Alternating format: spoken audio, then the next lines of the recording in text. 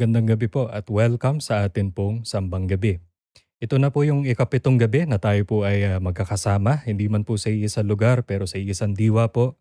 Tayo'y nananambahan at ipinagdiriwang po natin with great joy ang tunay po na kahulugan ng Pasko, ang tunay po na dahilan kaya po tayo nagdiriwang ng Pasko, walang iba kundi ang ating po Panginoong Hesus. Bago po ako magpunta sa atin pong message ngayon pong gabi ay hayaan niyo po na i-share ko sa inyo yung tungkol po sa isang commercial na napanood ko po nito mga nakaraang araw. Ito po ay commercial para po sa isang fast food chain. Hindi po dito sa Pilipinas, sa ibang bansa po. At kung alam niyo po yung kanta na It's the Most Wonderful Time of the Year, madalas po natin naririnig yan, pinapatugtog sa radyo, sa kung saan-saan. Yun po yung ginamit nila na music. Pero imbes po na it's the most wonderful time of the year, ang ginamit po nila ay it's the most terrible time of the year. And habang nagpe-play po yung music, pinapakita po doon yung iba't ibang mga pinagkakaabalahan po ng mga tao in the days or weeks or even months leading to Christmas. Pinapakita po doon yung nag-set up ng Christmas tree na hindi niya magawa ng maayos para bang nagre-rebelde sa kanya yung kanya pong Christmas tree. Yung isa naman po ay nagluluto ng kakainin po nila for dinner, no? Christmas dinner po nila. At hindi magawa ng maayos, lagi pong fail ang kinakalabasan.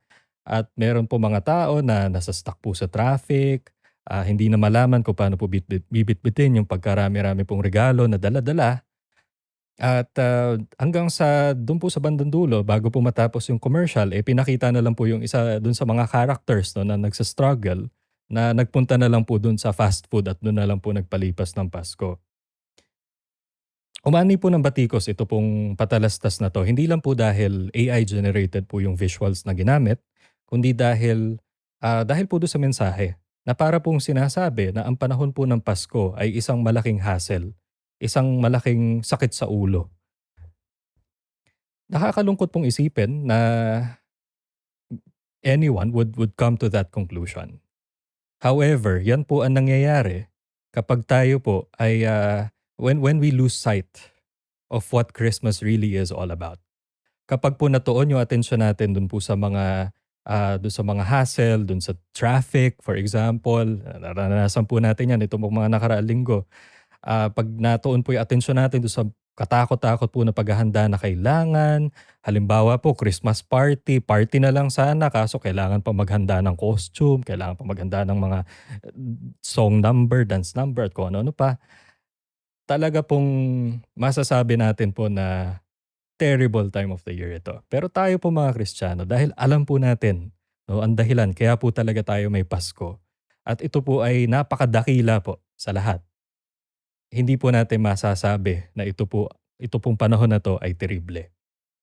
Tandaan po natin lagi, ang dahilan po kaya tayo may Pasko, ang dahilan po kaya tayo nagdiriwang ay dahil dakila ang pag-ibig sa atin ng Diyos. Gano'n na lang po katindi, no, John 3:16, "For God so loved the world," tayo po na mga tao, "that He gave His one and only Son," na sa pamamagitan po ng kanyang bugtong na anak, no? Walang iba kung kundi ang ating Panginoong Hesus. Tayo po ay nagkaroon ng buhay na walang hanggan, tayo po ay nagkaroon ng kapatawaran sa ating po mga kasalanan, tayo po ay may pag-asa. Yan po mga kapatid, ang tunay po na kahulugan ng Pasko. Nawa po ay matanim po sa ating mga isip at puso yan, as we uh, celebrate, no, Christmas this year. Ngayon pong taon na 'to, 2025, ang tema po ng ating sambang gabi ay hango po sa Isaiah chapter 7 verse 14. Alam ko pong ilang beses na nabalik-tanawan po ito, nung mga nakaraang gabi, pero hayaan po natin na basahin po natin ulit, 'no, para po talaga matanim po sa atin ito. Babasahin ko po siya sa NIV, no, in English. Isaiah chapter 7 verse 14. Therefore, the Lord Himself will give you a sign. The virgin will conceive and give birth to a son and will call him Emmanuel. Tayo po'y pansumandaling manalangin. Panginoon, salamat po sa gabing ito. Salamat po, Panginoon, na meron po kaming hindi lamang po pagkakataon upang manambahan po ngayong gabi, kundi dahil yung dakilang kadahilanan po kaya kami ay meron pong ganitong gawain. Nawa Panginoon, ito pong aming pagbubulay-bulayan po na salita po ninyo ay hindi lang po maging laman ng aming isip kundi maisabuhay din po namin sa araw-araw na ito po mga katotohanan po na ito ay mapanghawakan po namin sa darating pa po mga araw, sa darating pa po na sa karagdagan po panahon na ibibigay niyo pa po sa amin. Sa inyo po lahat ng papuri at pasasalamat. In Jesus' mighty name, Amen. So yan po yung binasa natin, ano? Isaiah chapter 7 verse 14. So ito po ay prophecy tulad po na maaalala nyo dun sa mga nauna po nating pagpapahayag tungkol po sa pagdating ng ating po Panginoong Jesus. No? At siya nga po ay tatawaging Emmanuel na ang ibig sabihin po ay God with us. And yan po yung tema natin this year. Dinagdagan lang po natin ng isa pang word, ano? Here. Usually po God with us, no? Bakit po kaya may here? I guess it's to emphasize yung closeness po ng Diyos sa atin. Kapag po kasi sinabi nating here, andito lang, katabi natin, nasa harapan lang natin mismo, within our midst. Okay? Kaya po God here with us. Sa mga nauna pong mga pagpapahayag, marahil po ay nabigyan na po ng lubos na pansin yung kahulugan po ng God with us. And ngayon pong gabi naman ay gusto ko naman pong bigyan ng pansin yung dulot po sa atin ito pong katotohanan na 'to, 'no. Dahil po kasama natin ang Diyos, ano po yung meron tayo? Ano po yung ibinibigay sa atin ito? Dalawang bagay po, among other things ano, marami pa po 'yan pero dalawang bagay lang po yung, pagtutuunan po natin ng pansin ngayon. Una po, because God is with us, God is here with us, we have courage. Tayo po ay may boldness, tayo po ay may katapangan. Tayo po mga Kristiyano, tinawag po tayo upang maging mananagumpay. Tinawag po tayo upang maging courageous. Hindi po para maging mga duwag. Hindi po yan ang pagkakatawag sa atin. Okay? Sabi nga po sa Joshua chapter 1 verse 9, "Have I not commanded you? Be strong and courageous. Do not be afraid. Do not be discouraged. For the Lord your God will be with you wherever you go." Ang nangungusap po dito ay ang Diyos. No? At yung pagiging matapang at pagiging matatag, hindi po yan pakiusap, yan po ay utos. So yan po ang pagkakatawag sa atin. At ito pong katapangan na to, ito pong courage na to, itong strength na to, ay hindi po ito nakaugat po sa wishful thinking or optimism ng tao. Ito po ay nakaugat dun sa katotohanan po na lagi nating kasama ang Diyos. Okay, sabi po sa Deuteronomy chapter 20 verse 4, "For the Lord your God is He who goes with you to fight for you against your enemies to give you the victory." Siya po ang sasama sa atin, siya po ang lalaban para sa atin. Of course, we still have to do our part as with, again po, walang problema sa Panginoon po na kumilos na makapangyarihan sa buhay natin. Pero syempre po, pag may pinapagawa sa atin ng Panginoon, gagawin pa rin natin. At siya po ang magbibigay ng katagumpayan po sa atin. Alam na alam po ito ni David. Okay, sabi nga po niya no, sa Psalm 23, verse 4, "Even though I walk through the darkest valley, I will fear no evil for you are with me." Sa iba pong versions ng Bible, ang ginamit po dyan ay valley of the shadow of death. Pero kung ano man po yung, however the wording, ibig sabihin lang po niyan, nagdadaan man siya, nagdadaan man tayo sa hindi po madali na sitwasyon, sa mahirap na kalagayan o panahon po ng ating buhay, hindi tayo matatakot, hindi tayo mangangamba, hindi tayo mababalisa dahil kasama natin ang Diyos. Meron nga pong kanta yan, 'di ba? Yung hindi ko na po kakantahin ano, pero yung kasama natin ang Diyos. Hanapin niyo na lang po. Okay. So ito pong words po na to ni David ay hindi lang po ito salita. Hindi lang po niya ito inawit out of sweetness no sa ating pong Panginoon. Isinabuhay po niya ito.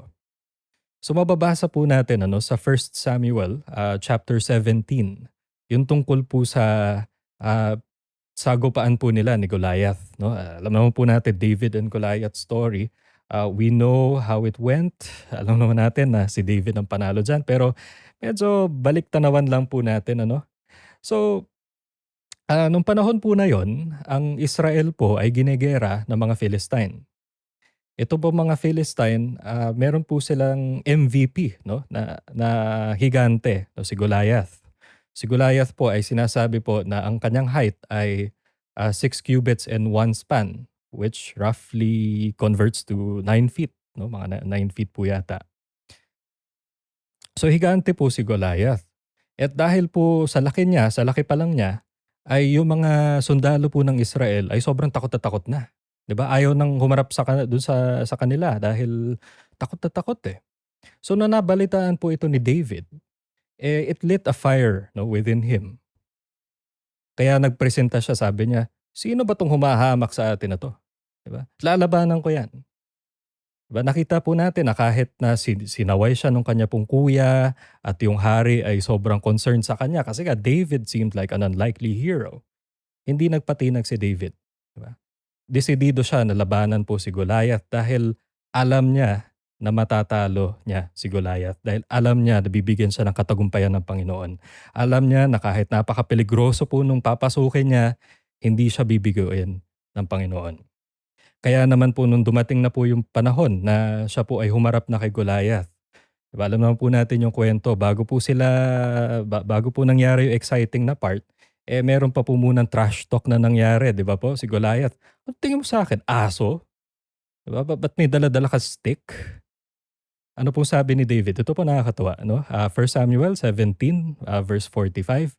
David said to the Philistine, "You come against me with sword and spear and javelin, but I come against you in the name of the Lord Almighty, the God of the armies of Israel, whom you have defied." Okay. So ito po ay deklarasyon po ni David na siya po ay lumalaban hindi po out of his own strength.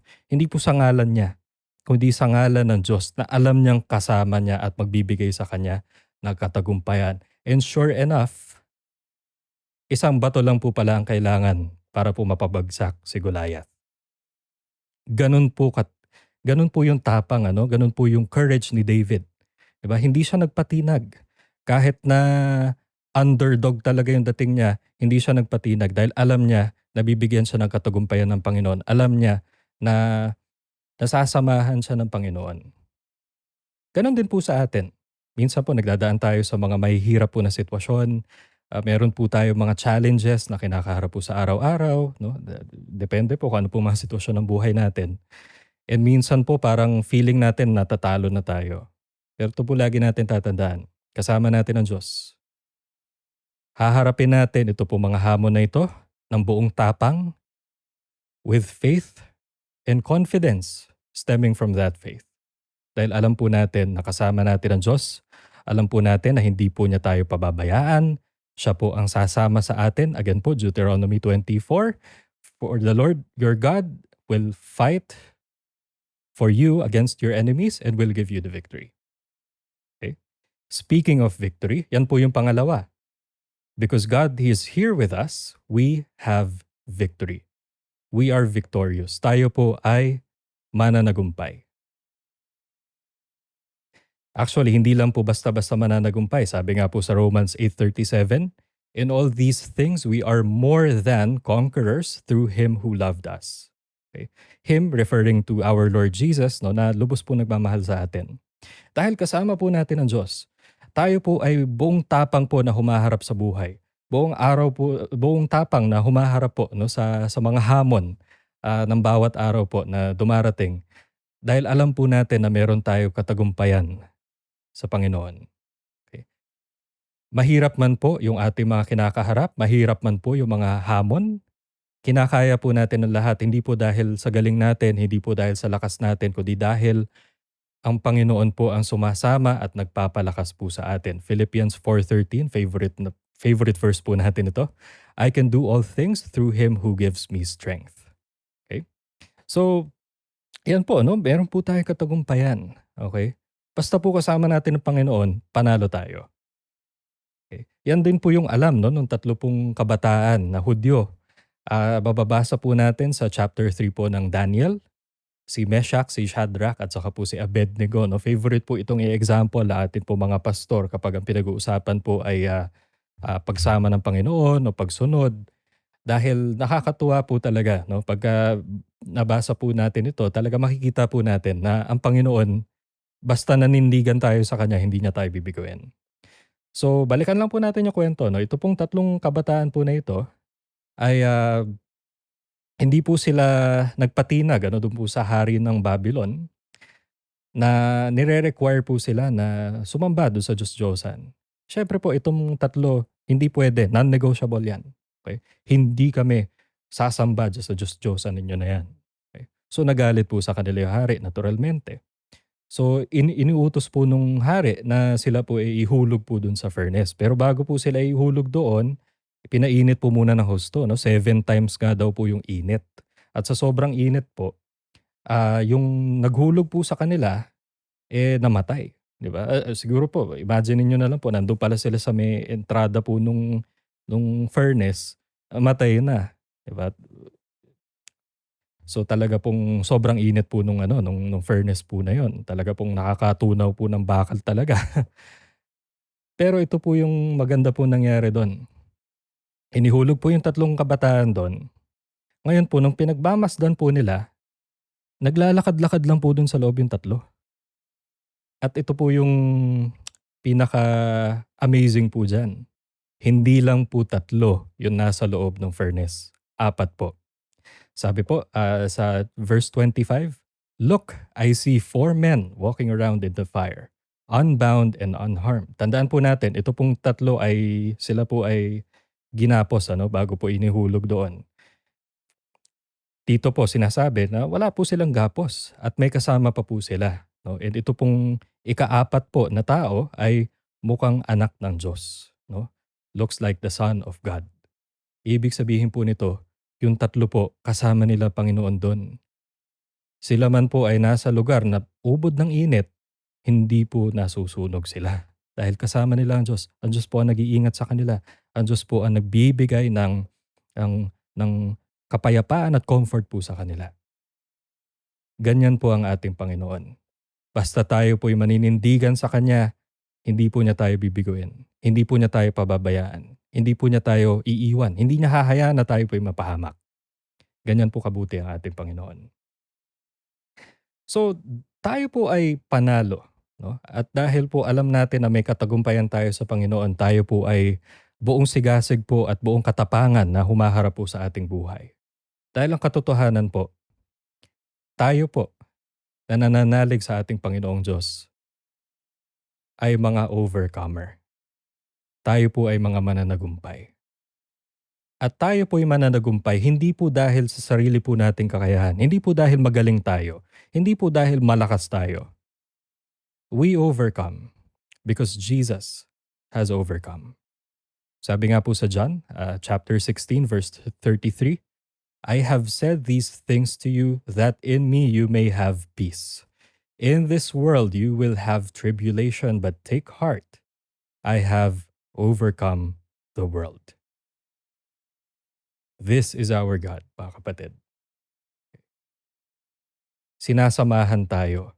Yun pong, yung kuwento po ng gospel ano, hindi lang po yan hindi po ibig sabihin niyan na nun lang pong panahon na nagkatawang tao ang Panginoon, kasama niya mga tao, hanggang ngayon po kasama natin ang Diyos. Siya po ang nauuna sa atin, siya po ang nagli-lead sa atin, patuloy po ang pagkilos ng Diyos sa atin, okey? And God dwells within us 'no, the Holy Spirit. Hindi man po natin nakikita, hindi man po natin naririnig, hindi man po natin nararamdaman physically, pero alam natin na kasama po natin ang Diyos. Alam natin na ang Diyos po ang kumikilos sa atin po mga buhay. At dahil po mapanghahawakan natin ang pangako po ng Panginoon na hindi po niya tayo pababayaan, na siya po ang patuloy na sasama po sa atin, alam po natin na meron tayong katagumpayan. Kaya naman po humaharap tayo sa mga hamon po ng buhay, humaharap po tayo sa mga suliranin ng buong katapangan po. At itong tapang na 'to, hindi lang po ito wishful thinking. Marami po kasi nagsasabi, "Hindi, mga wishful thinking lang 'yan, eh." Hindi po. Ito po ay nakaugat, nakaangkla po sa ating pananampalataya, sa ating pong paghawak sa pangako po ng ating Panginoon. Because God is with us. God is here with us. We have victory. We have courage. Kaya mga kapatid, hindi ko po alam kung ano pong pinagdaraanan ninyo. Marahil po, tulad po nung kanina ko pong na-share ay para sa inyo ay isang malaking challenge po itong panahon po ng Kapaskuhan. Siguro po ay mga punong abala po kayo sa mga family reunion o ano pa man po o hindi po madali para sa inyo ito pong panahon ng Kapaskuhan. Pero ito po lagi niyong tatandaan, kasama niyo po ang Diyos, kasama po natin ang Diyos. Wala pong problema na hindi po natin kakayanin. Marahil po sa sarili nating kakayahan, hindi po natin kakayanin dahil limitado po yung kakayahan natin. Pero kasama po natin ang Diyos sa lahat po ng panahon, anuman pong sitwasyon ng ating buhay. At dahil kasama po natin ang Diyos, kakayanin po natin ang lahat. And when it's all said and done, tayo po ay panalo. Sige po, tayo manalangin uli. Panginoon, salamat po sa katotohanan po na naihayag po sa amin ngayon. Lord, as we celebrate, we continue to celebrate the greatest gift one can ever have. Nawa po Panginoon, maging makabuluhan po no, ito pong panahon na ito sa amin, matanim po ng husto sa amin pong isipan at puso ang katotohanan po na ang Kapaskuhan ay panahon po ng kaligtasan, ng pag-asa. I-bless niyo po Lord ang bawat isa na naaabot po ng gawaing ito. At sa lahat po ng ito, kayo lang po ang binibigyan namin ng papuri at pasasalamat. In Jesus' mighty name, Amen. Magandang gabi po at maligayang Pasko po sa ating lahat.